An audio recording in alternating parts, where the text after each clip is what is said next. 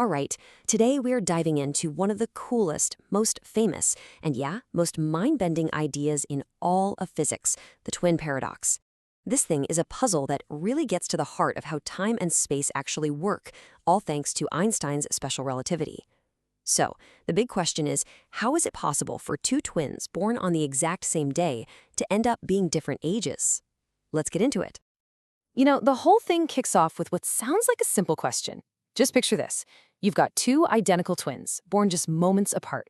One of them hops on a spaceship and goes on this incredible journey through the cosmos at, crazy high speeds. When they finally come back home, could they really be younger than the twin who stayed on Earth? And the answer is a huge, definite yes. But the why? Oh, that's where things start to get really, really weird. And this right here is the paradox. So think about it from the Earth twins' perspective. They're watching their sibling just blast off through space, right? So to them, their sibling's clock must be ticking slower. Makes sense. But what about the traveling twin? From their point of view, inside that spaceship, it's Earth that's speeding away from them. So shouldn't the Earth twins' clock be the slow one? They can't both be younger when they meet up again, right? That just doesn't make any sense. Or does it? So yeah, that's the classic setup. One twin takes a round trip to some distant star, while the other just chills at home. Now, we call it a paradox, but it's really not a contradiction in the laws of physics. It's more like a really, really good riddle. And cracking this riddle? Well, it tells us some pretty profound things about the very fabric of reality. Okay, so to untangle this whole thing, we've got to throw our everyday ideas about time right out the window. They're just not going to cut it. We need a special kind of map, one that doesn't just show you where you are in space, but where you are in space and time, all at once. What we need is something called a space-time diagram. On this new map, everything, you, me, a planet, a spaceship, traces out a unique path. And we call that path its world line. You can think of it like the ultimate travel log. It's the complete history of where an object has been at every single moment in time. So let's start with a super simple example. Imagine you're just standing perfectly still. Your location in space isn't changing, right? But are you moving? Of course you are. You're always moving forward into the future. So on our space-time map, your world line would be a perfectly straight vertical line, just going up. You're traveling only through the dimension of time. Okay, now what happens if you start walking? Well, you're still moving forward in time, but now you're also moving through space. So your world line on our diagram starts to tilt. It becomes diagonal. And the faster you move through space, the more that line tilts over, the more horizontal it gets. And believe me, this simple visual is going to be the key to unlocking this whole thing. All right, so we've got our map. Now we need to know the rules of the road. And let me tell you, in the world of special relativity, the rules are, well, they're not what you'd expect.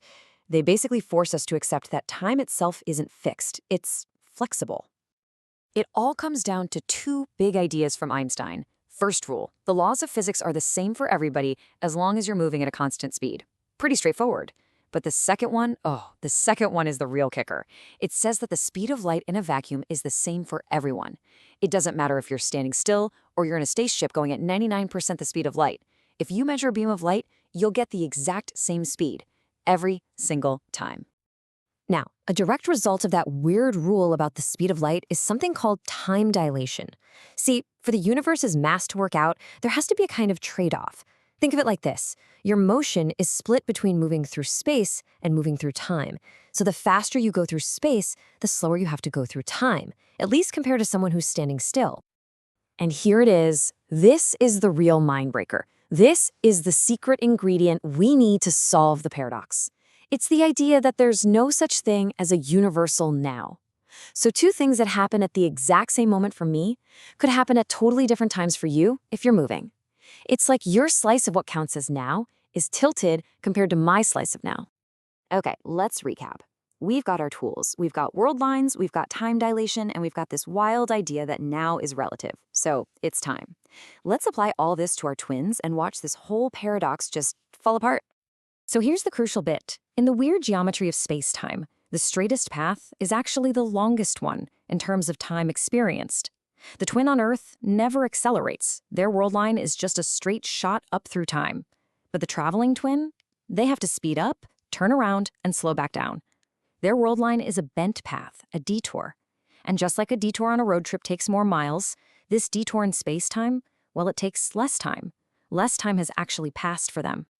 But I get it. That explanation can feel a little hollow, right? It kind of tells us what happens, but not really how the traveling twin sees it all go down.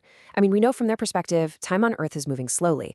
So where on Earth does all that extra time for the Earth twin come from? The secret, the real magic, happens in the turnaround. Let's break down the traveler's trip piece by piece. So on the journey out, they're in one steady frame of reference. From their seat, Earth is the one moving away, and time dilation is doing its thing, so Earth's clocks look slow. Now, on the trip back, same deal, just in a new reference frame. Earth is coming towards them, but its clock still looks slow. The real key to the whole puzzle is what happens right in the middle of those two trips. That single moment of turning around, it's not just a U-turn in space. It's a fundamental, even violent shift from one inertial frame to a completely different one. And since your sense of now is tied to your frame, this shift, well, it has a truly massive consequence. And here is the beautiful solution. As that traveler slows down and fires up the engines to head back to Earth, their entire definition of now swings wildly across space-time. In that one single maneuver, their concept of the present moment on Earth sweeps across, potentially years of time. From their new point of view, all that time back on Earth has just instantly happened. That's the time jump. That's what solves the paradox. Okay, but it's super important to make a distinction here. There's a difference between what's happening in your physical frame of reference and what you would literally see with your eyeballs. The traveler doesn't see a fast forward of Earth's history in a single flash. The time it takes light to travel changes what the visual experience is actually like.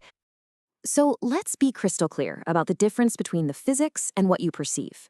That time jump we just talked about, that's a calculation. It's what happens in the traveler's frame of reference. What they would actually see is something else. On the way out, because they're flying away from the light from Earth, they'd see their twin aging super slowly. But on the trip home, they're rushing towards the light from Earth, and they'd see their twin's life just fly by at an insane speed. Put those two visual effects together, and yep, the Earth twin is way older when they finally reunite. So we've seen how the very structure of space-time messes with time when you travel near the speed of light. But what if we could just break that speed limit? What if we could go past it? Well, the same rules we've been using, the same space-time diagrams, give us a pretty shocking answer. All right, let's put on our sci-fi hats for a second. Let's pretend you invent a faster-than-light drive, an FTL drive, and you decide to take it for a quick spin, a little trip to a nearby star and back. What would that even look like on our space-time map? Well, for you, sitting inside the ship, everything would feel totally normal. Your clock would tick forward 1 second at a time. You'd get to your destination, turn around, head back home. For you, it's just a really fast trip. No big deal. But for someone watching you back on Earth, something absolutely wild would happen. On their space-time diagram, your world line would be tilted so far over, it would be so horizontal that it would actually bend backwards in time. From their point of view, you would arrive at your destination at a time before you even left Earth. Yeah, according to special relativity, traveling faster than light is the exact same thing as traveling back in time. And that kind of leaves us with this final big thought. The twin paradox, it's not just some fun little brain teaser for physicists. It's a window. It's a window into the incredibly deep connection between space and time. It shows us that they aren't two separate things at all. They're just two different aspects of one single, unified thing we call space-time. And the path you take through space directly changes your journey through time.